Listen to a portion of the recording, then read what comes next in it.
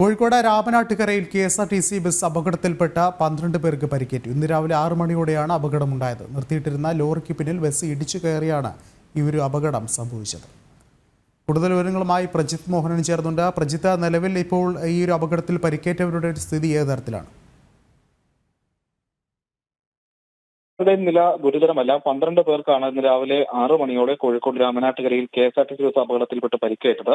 എന്തായാലും നമുക്ക് ലഭ്യമാകുന്ന വിവരങ്ങൾ ഇവരുടെ ആരുടെയും പരിക്കുകൾ സാരമല്ല. അതുകൊണ്ട് തന്നെ പലർക്കും പ്രാഥമികമായിട്ടുള്ള ചികിത്സകളൊക്കെ നൽകി പലരെയും വിട്ടയച്ചിട്ടുണ്ട്. എന്തായാലും നിർത്തിയിട്ടിരുന്ന ലോറിക്ക് പിന്നിലായിരുന്നു ബസ് ഇടിച്ചു കയറുന്നത്. അത് രാവിലെ 6 മണിയോടെയാണ് അപകടമുണ്ടായത്. എന്തായാലും അപകടത്തിന് കാരണമായ സാഹചര്യം എന്താണെന്നുള്ളതിലൊക്കെ പരിശോധനകളൊക്കെ പോലീസ് ആരംഭിച്ചിട്ടുണ്ട്. ഇപ്പോൾ ഈ ഏതെങ്കിലും തരത്തിൽ അപകടത്തിൽ ഒരു അശ്രദ്ധയോ അല്ലെങ്കിൽ ഡ്രൈവർ ഉറങ്ങിപ്പോയതോ ആണോ അങ്ങനെയുള്ള കാര്യങ്ങളെല്ലാം പരിശോധിക്കുന്നുണ്ട്. പക്ഷേ കൃത്യമായ ഒരു വിവരം ഇപ്പോഴും അധികൃതർ നമുക്ക് നൽകിയിട്ടില്ല. എന്തായാലും അതുമായി ബന്ധപ്പെട്ടുള്ള പരിശോധനകൾ ഇപ്പോഴും തുടരുകയാണ്. ആർക്കും വലിയ പരിക്കില്ല എന്നുള്ളത് തന്നെയാണ് ഏറ്റവും ആശ്വാസകരമായ കാര്യം. വിഷ്ണു, യെസ്, വ്യക്തമാണ്. പ്രജിത്താണ് വിശദമായ റിപ്പോർട്ടുകൾ പങ്കുവച്ചത്.